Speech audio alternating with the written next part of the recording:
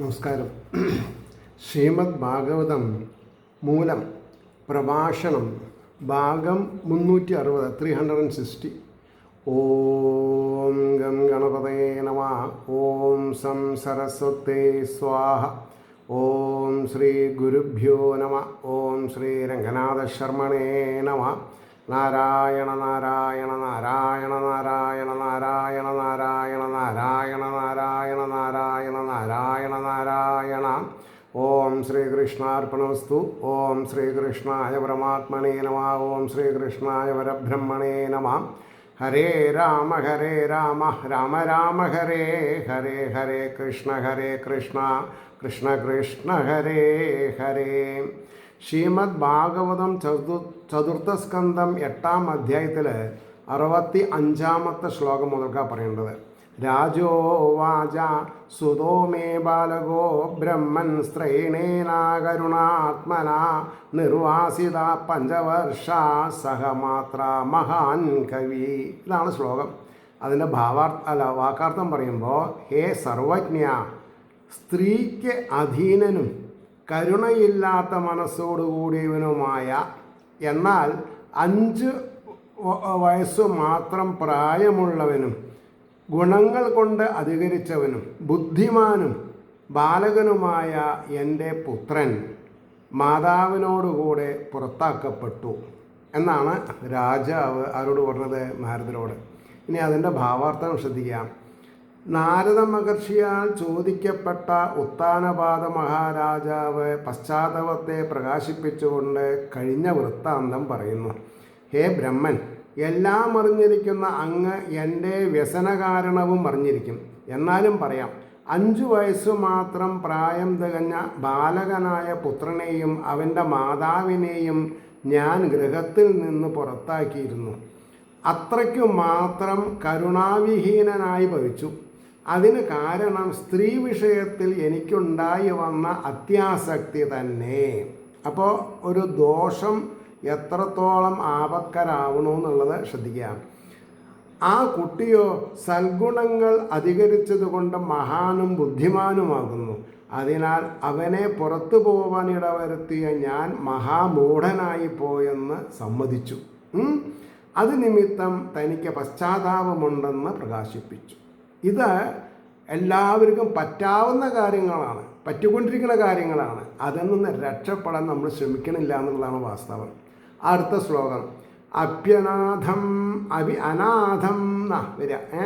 വനേ ബ്രഹ്മൻ മാസ്മാദന്ത്യർഭകം മൃഗാ ശ്രാന്തം ശയാനം ക്ഷുദിതം പരിമ്ലാനമുഖാംബുജം. ബ്രഹ്മജ്ഞ, ഏറ്റവും വാടിയ താമരപ്പൂ പോലെ ഇരിക്കുന്ന മുഖത്തോടു കൂടിയവനും വിശന്നിരിക്കുന്നവനും ക്ഷീണിച്ചവനും വനത്തിൽ കിടക്കുന്നവനും രക്ഷകനില്ലാത്തവനുമായ ബാലകനെ ചെന്നായ്ക്കൾ ഭക്ഷിക്കയില്ലയോ? അദ്ദേഹത്തിൻ്റെ ഒരു ആശയമാണത്, അല്ലെങ്കിൽ ഒരു ഭയം. ഇവിടെ ഒരു കാര്യം മനസ്സിലാക്കേണ്ടത്, ആരേനെ രക്ഷിക്കും? മനുഷ്യനെ രക്ഷിക്കാൻ പറ്റില്ല. മനുഷ്യനെ ഈശ്വരനെ രക്ഷിക്കാൻ പറ്റുള്ളൂ.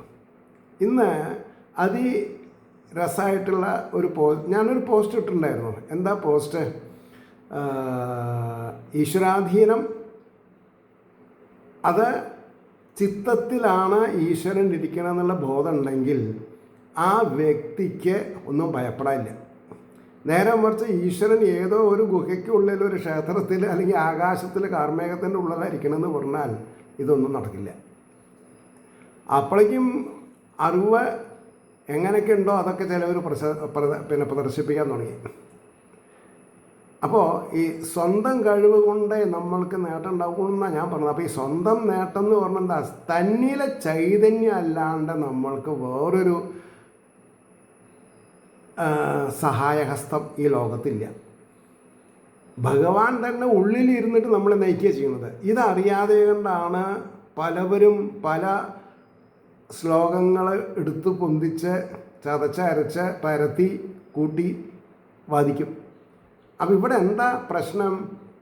ഭഗവാനാണ് എല്ലാവരെയും രക്ഷിക്കുന്നത്. അപ്പോൾ വേറൊരാൾ പറഞ്ഞു, പിന്നെ സമുദ്രത്തിൽ ഒരു പണ്ഡിതൻ ഒരു തോണിയിൽ കയറിയെന്നും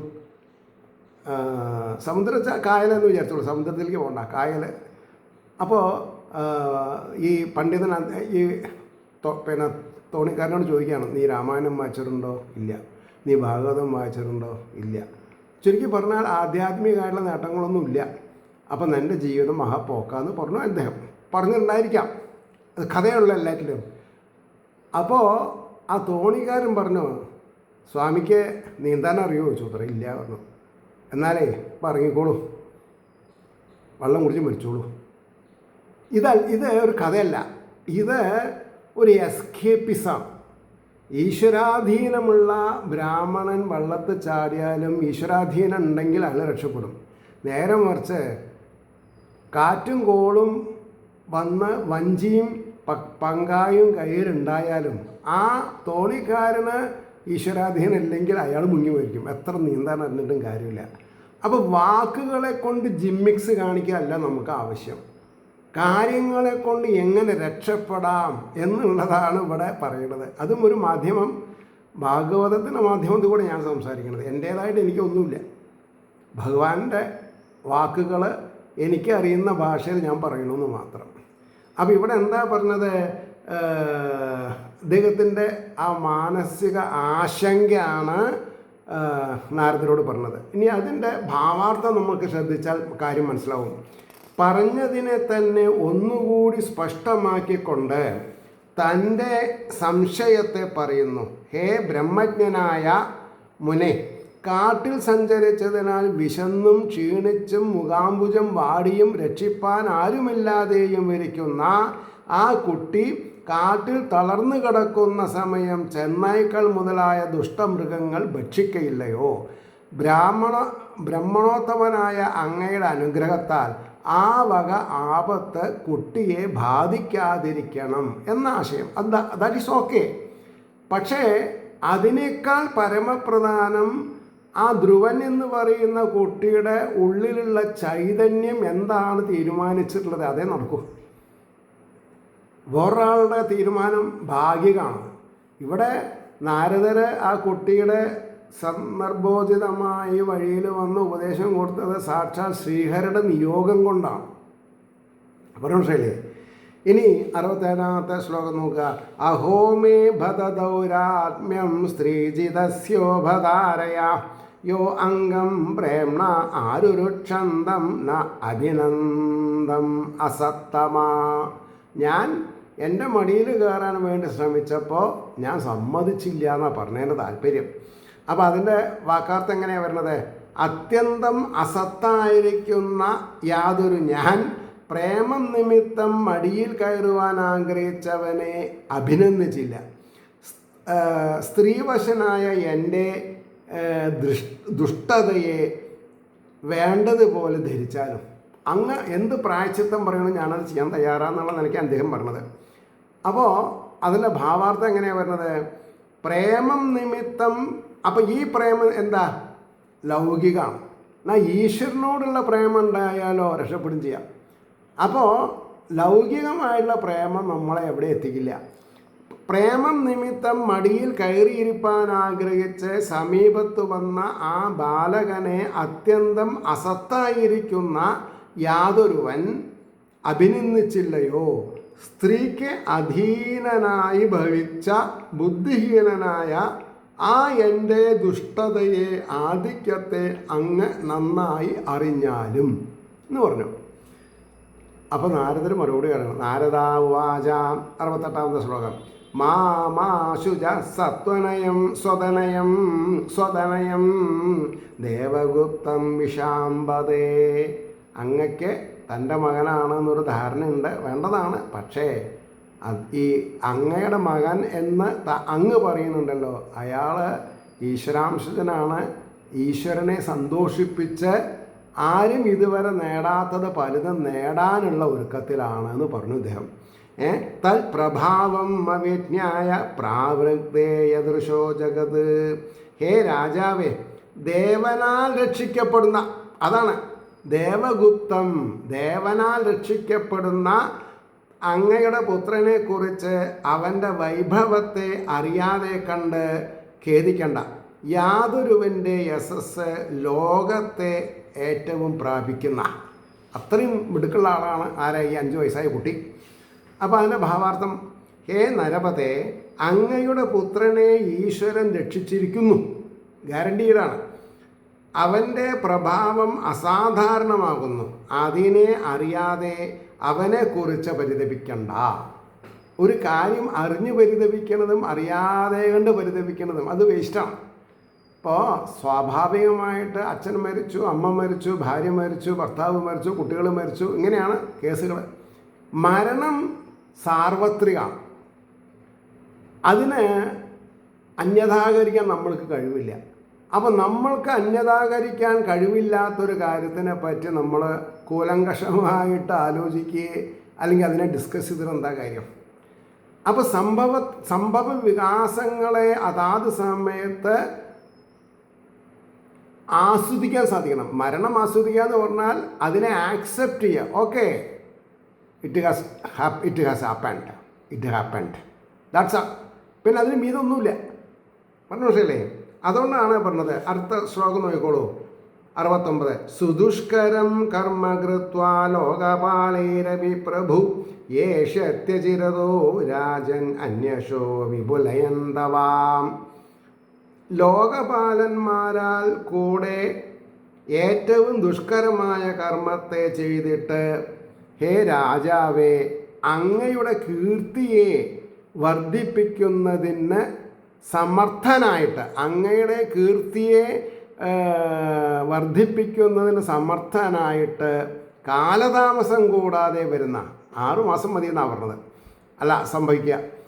അതിൻ്റെ ഭാവാർത്ഥം, ഹേ രാജൻ, ലോകപാലന്മാരായ ഇന്ദ്രാദിദേവന്മാരാൽ കൂടെ സാധ്യമല്ലാത്തതായ ഭഗവത് ആരാധനാരൂപമായ കർമ്മം പ്രവൃത്തി മോശം എന്ന് പറഞ്ഞിട്ടില്ല, പ്രവർത്തിക്കണം.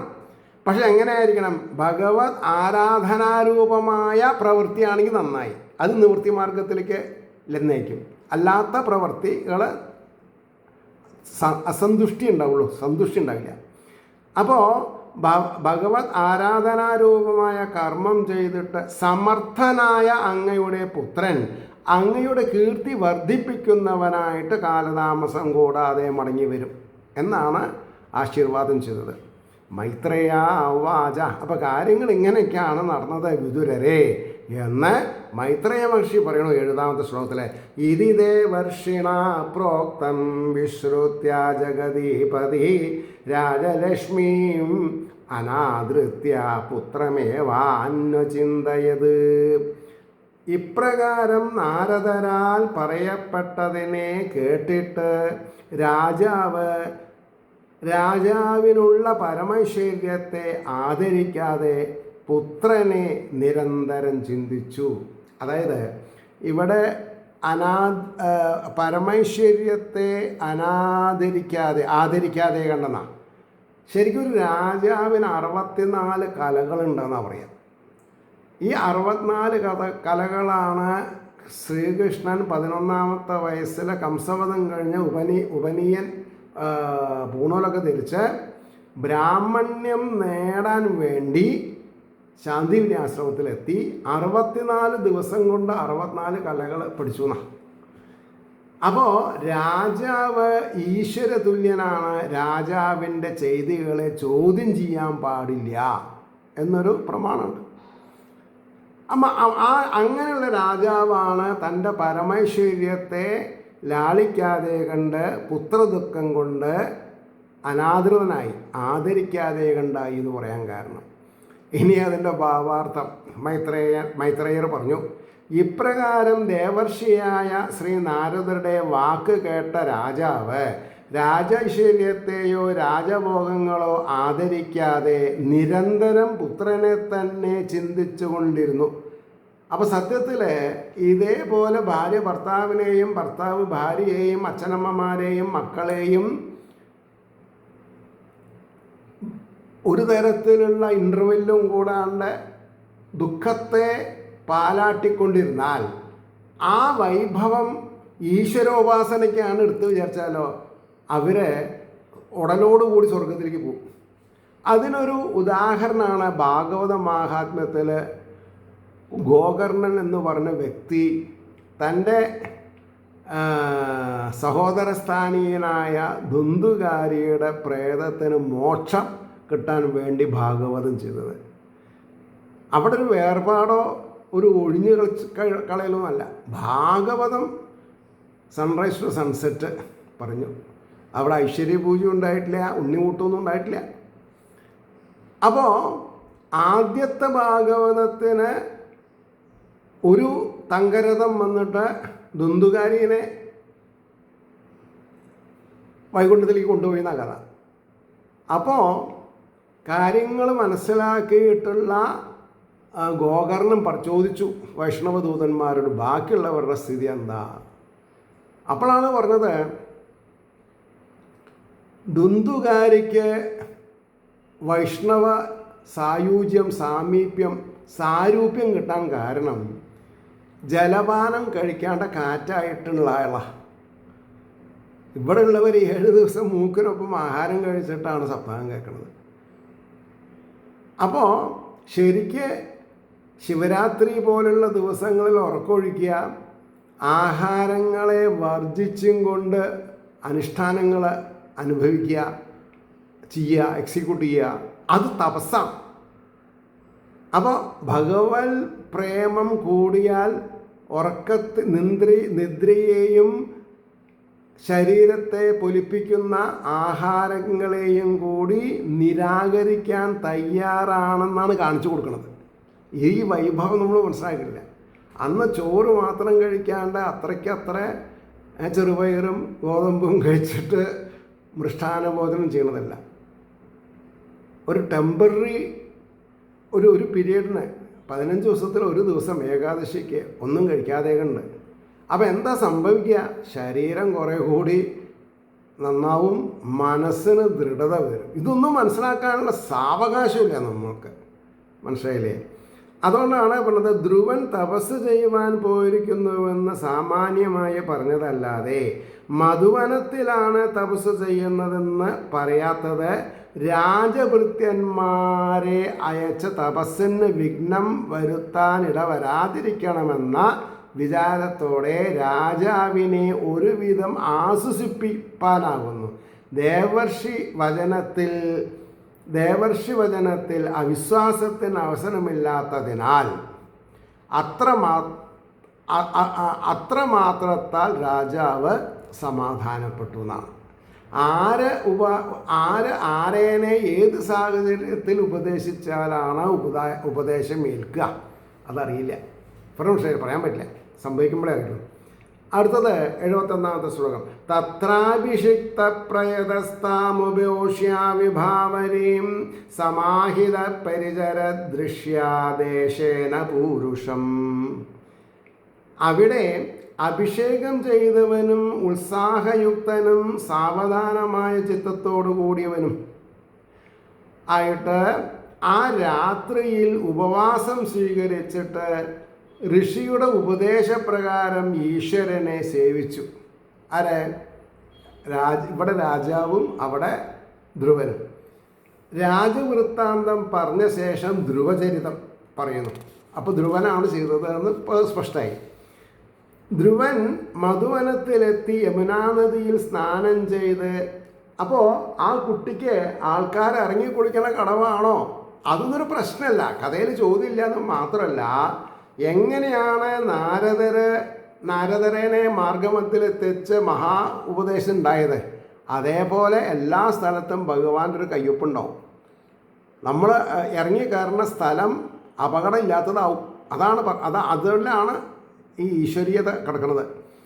അപ്പോൾ ആ രാത്രി ആഹാരമൊന്നും കൂടാതെ കഴിച്ചു. ഭഗവാനെ സേവിപ്പാൻ വേണ്ടുന്ന ഉത്സാഹവും സാവധാനതയും, ആ സാവധാനം എന്ന് പറഞ്ഞിട്ടുണ്ടെങ്കിൽ പേഷ്യൻസ് ആൻഡ് പെർസീവറൻസ് എന്ന് പറയും, കൂടുതലുണ്ടായി.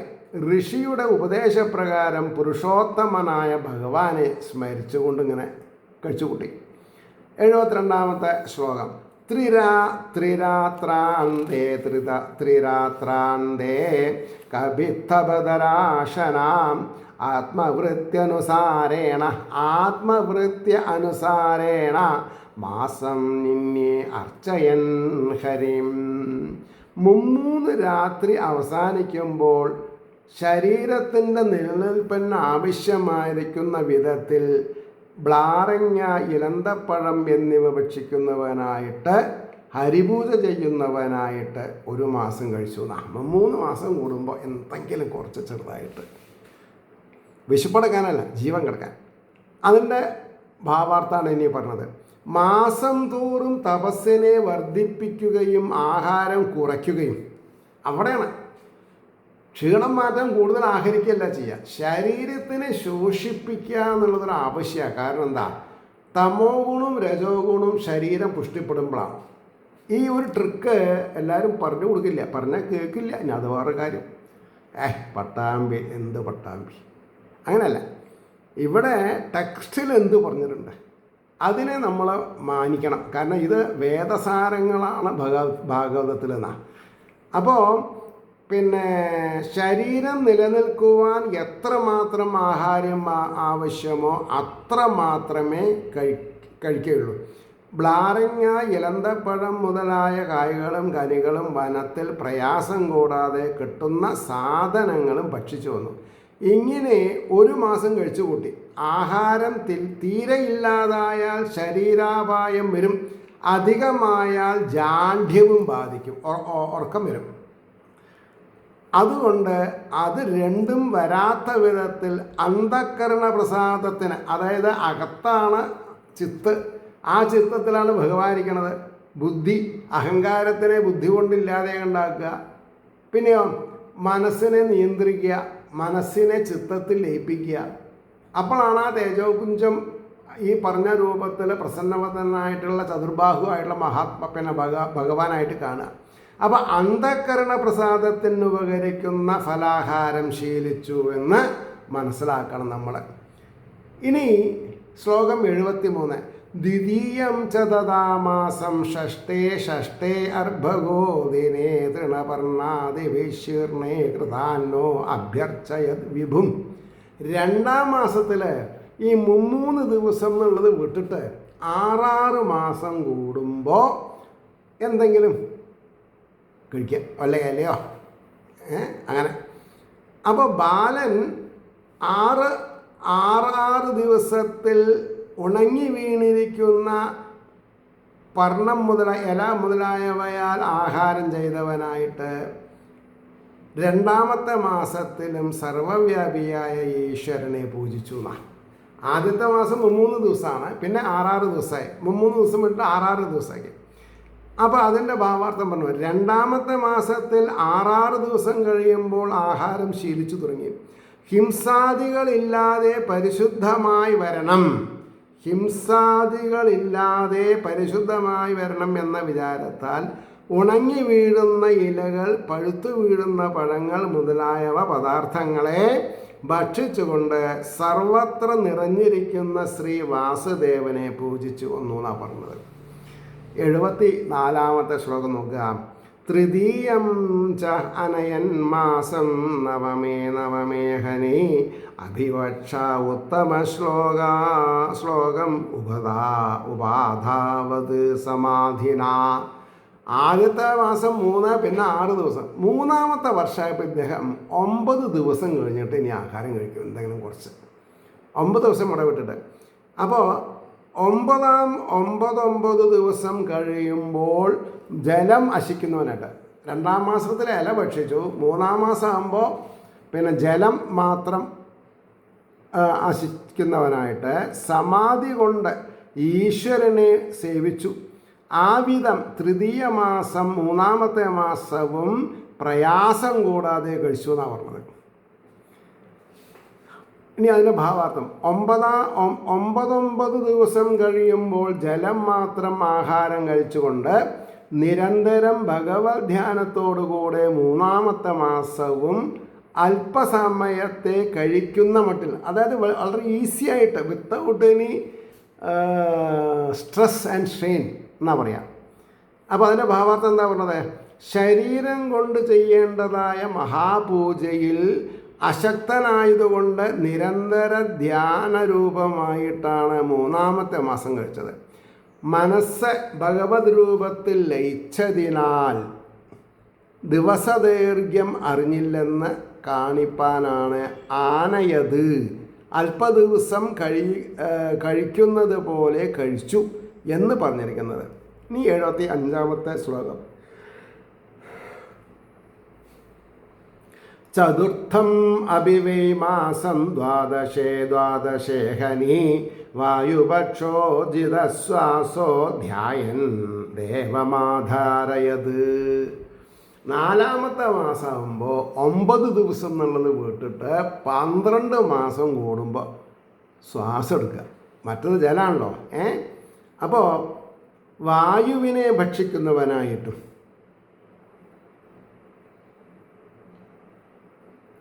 അപ്പോൾ ശ്വാസത്തെ ജയിക്കുന്നവനായിട്ട് 4-ാമത്തെ മാസത്തിലും ശരീരധാരണം ചെയ്തു. ശരീരം വീഴാണ്ട് ശ്രദ്ധിച്ചു. 4-ാമത്തെ മാസത്തിൽ 12 ദിവസം കഴിയുമ്പോൾ വായുഭക്ഷണം ചെയ്തും ഒരിക്കൽ ശ്വസിക്കുക. അത്രയേ ഉള്ളൂ. ചതുർത്ഥം 4-ാമത്തെ മാസത്തിലും ശരീരധാരണം ചെയ്തു എന്ന് പറഞ്ഞു. അതെ, ശ്വാസത്തെ അടക്കിയും ശ്രീ വാസുദേവനെ ധ്യാനിച്ചുകൊണ്ട് ശരീരത്തെ ധരിച്ചിരുന്നു എന്ന് പറഞ്ഞു. ഇനി 76-ാമത്തെ ശ്ലോകമാണ്. ഇതിൽ 82 ശ്ലോകം വരെ ഉണ്ട് ഈ അധ്യായത്തിൽ കേട്ടോ. അപ്പോൾ 76 പഞ്ചമേ മാസാനുപ്രാപ്തേ ജിതശ്വാസോ നൃപാത്മജ ധ്യായൻ ബ്രഹ്മപദേകേനാതസ്തോസ്ഥാനൂരിവാചല. 5-ാമത്തെ ആകുമ്പോൾ ശ്വാസത്തെ അടക്കിയെന്നാണ് പറഞ്ഞത്. അപ്പോൾ ഒരു മരക്കുറ്റി പോലെ നിന്നു എന്നാ. 5-ാം മാസം സമീപിച്ചപ്പോൾ ശ്വാസത്തെ വിളിക്ക് വിടാതിരിക്കുന്ന, അതായത് കുംഭത്തിൽ നിർത്തി രാജപുത്രൻ ബ്രഹ്മത്തെ ധ്യാനിച്ചുകൊണ്ട് ഒറ്റക്കാൽ കൊണ്ട് കുറ്റി എന്ന പോലെ ഇളക്കമില്ലാതെ കണ്ട് നിന്നു. ഭഗവാൻ നിർത്തി എന്ന് പറയാം. അതാണ് അതിൻ്റെ ശരിയായ ഭാഷ. 5-ാമത്തെ മാസം വന്നു ചേർന്ന് ശ്വാസത്തെ പുറത്തേക്ക് വിടാതെ കുംഭകം എന്ന പ്രാണായാമത്തെ അംഗീകരിച്ചു. രാജകുമാരൻ സർവത്ര വ്യാപിച്ചിരിക്കുന്ന പരമചൈതന്യത്തെ ധ്യാനിച്ചുകൊണ്ട് ഒരു കാൽ മാത്രം ഭൂമിയിൽ സ്പർശിച്ചുകൊണ്ട് നിർജീവമായ മരക്കുറ്റി എന്ന പോലെ ഇളക്കമില്ലാതെ നിന്നു. ഇവിടെ ജീവൻ പ്രാണനാകുന്ന ഉപാധിയെ മാത്രം ആശ്രയിച്ച് നിലനിൽക്കുന്നു. മനസ്സിൻ്റെ ചാഞ്ചല്യം നിലച്ചതിനാൽ ചലനവും നിലച്ചു. അപ്പോൾ സ്ഥൂല ശരീരത്തിൻ്റെ ഭാവനയിൽ നിന്ന് മുക്തനായി. ഇതാണ് സമാധിയുടെ നില എന്നാണ് പറഞ്ഞത്. ഇനി 77-ാമത്തെ ശ്ലോകം. സർവതോ മന ആകൃഷ്യ ഹൃദി ഭൂതേന്ദ്രിയാശയം ധ്യായൻ ഭഗവതോ രൂപം ന അദ്രാക്ഷേത് കിഞ്ചനാപരം. ഭൂതങ്ങൾക്കും ഇന്ദ്രിയങ്ങൾക്കും എല്ലാ ജീവജാലങ്ങൾക്കും ശ്വാസം മുട്ടിയെന്നാണ് പറഞ്ഞത്. ആധാരമായ മനസ്സിനെ എല്ലാറ്റിൽ നിന്നും ആകർഷിച്ചിട്ട് ഹൃദയത്തിൽ ഭഗവാന്റെ രൂപത്തെ ധ്യാനിക്കുന്നവനായിട്ട് അന്യമായി യാതൊന്നിനെയും കണ്ടില്ല. ഭഗവന്മയമായിട്ട് മനസ്സിൽ മുഴുവൻ ഭഗവാൻ നിറഞ്ഞു നിൽക്കണം. അതിൻ്റെ ഭാവാർത്ഥം പിന്നെ ഭൂതങ്ങൾക്കും ഇന്ദ്രിയങ്ങൾക്കും ആസ്പദമായിരിക്കുന്ന മനസ്സില്ലെങ്കിൽ ഒന്നുമില്ല, മായവുമില്ല. മായില്ലെങ്കിൽ ഈശ്വരനെ അനുഭവിക്കാം. എല്ലാ വിഷയങ്ങളിൽ നിന്നും പിൻവലിച്ചിട്ട് ഇതിനാണ് പ്രത്യാഹാരം എന്ന് പറഞ്ഞത്. പിൻവലിക്കുക, മാനസികമായിട്ടുള്ള അടുപ്പം പിൻവലിച്ചാൽ നമ്മൾ ആരായി മരക്കുറ്റി പോലെയാവുന്നാണ് പറഞ്ഞത്. അപ്പോൾ പുരുഷൻ അപ്പോൾ പറഞ്ഞു അതെ പ്രത്യാഹാരം എന്ന് പറയും. ഹൃദയാകാശത്തിൽ ഭഗവാന്റെ രൂപത്തെ മാത്രം ധ്യാനിച്ചിരുന്നു, അന്യമായ യാതൊന്നിനെയും കണ്ടില്ല എന്നാണ് പറഞ്ഞത്. അവിടെ നിർത്താം. ഏവർക്കും ശ്രീഹരിയുടെ അനുഗ്രഹാശസ്സുകൾ നിർലോഭമുണ്ടാവട്ടെ എന്നും ലോകാ സമസ്ത സുഖിനോ ഭവന്തു ആയിരിക്കട്ടെ നമ്മുടെ പ്രാർത്ഥന എന്നും പറഞ്ഞുകൊണ്ട് വാക്കുകൾ ഉപസംഹരിക്കുന്നു. ഏവർക്കും ശ്രീഹരിയോടുള്ള ആധ്യാത്മിക പ്രേമം കൂടിക്കൂട്ടി വരട്ടെ എന്ന് പ്രതീക്ഷിക്കുന്നു. നമസ്കാരം. നാളെ കാണാം.